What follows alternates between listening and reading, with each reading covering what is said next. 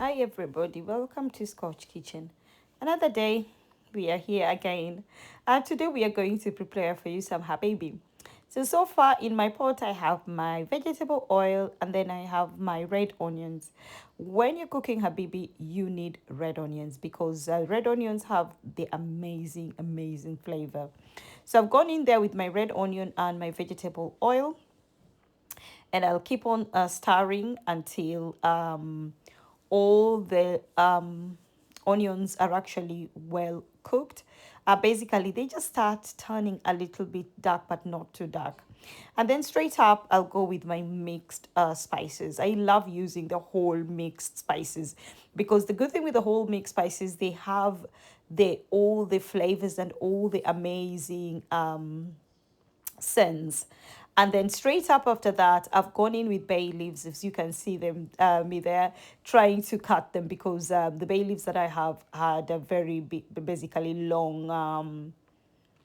The leaves are very long, so I cut them down. Then I went straight there with my mixed spices, and then I also went there with my garam masala, curry powder, and I just mixed that up together as much as possible, because when you get to this stage, you will realize that your spices start basically sticking at the bottom of the pot. I covered it for like a minute or so, so that it can actually continue cooking. And just be careful. You just have to make sure you keep on stirring.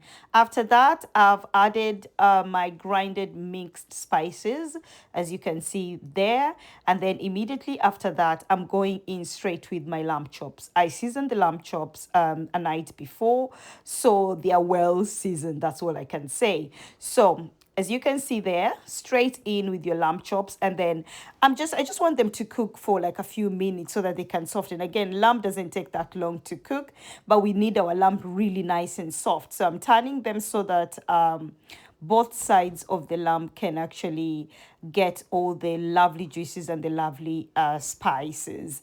As you can see, I'm using lamb chops, and what I've not done, I didn't cut them into small pieces, because what happens is when you cook habibi, you need those chunky meat, and when the meat is cooking, it's just going to fall off the bone and it's going to be falling apart. So that's the whole idea of it.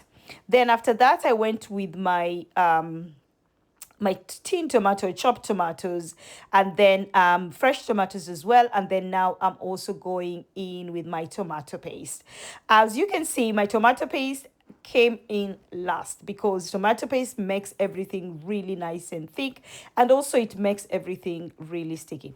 So you need to be very careful with that. Make sure that your tomato paste goes last. Some people tend to add the tomato paste completely last when they've actually added everything they need, including water.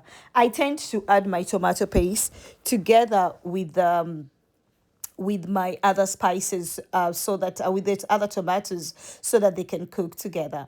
After that, I add our potatoes. The potatoes are whole and they have not been cooked, so they will cook together in the same pot with every other ingredients we have there. So again, I'm going to go on and cover this again for a few more minutes and let it cook. As you can see there, you can see we have sort of like a sauce that has actually formed. That's the lovely steam that came in from the pot when I covered it. So far here we have our tomatoes, onions, mixed spices, lamb, and also we have our potatoes. I tend to just use the Irish potatoes rather than the sweet potatoes. Irish potatoes are much better, and I use the red potatoes to be specific because I prefer the red potatoes. They are really also not only nice and sweet, but they have a very beautiful taste. That's why I love them. Cover that up again for a few more minutes, and then after that, you just keep on stirring the way I am doing it. So what I'm trying to do at this point, I just want to make sure that the lamb and also the potatoes have started cooking a bit. So me covering it up and opening it once in a while and mixing it is to just make sure that the two are actually cooking properly. And also I'm trying to avoid my sauce or my spices to stick. After that, wash your rice, Make sure your rice is completely washed and dried, and then you go in with your rice. The rice has come in second last. I'm saying second last because we still have water to go inside there. The next thing you want to make sure, I'm checking on my heat at that time to make sure your heat is still high when you're on this process. Now, here you're supposed to make sure you mix everything together. Mix everything so that even all the rice should have the same dark color.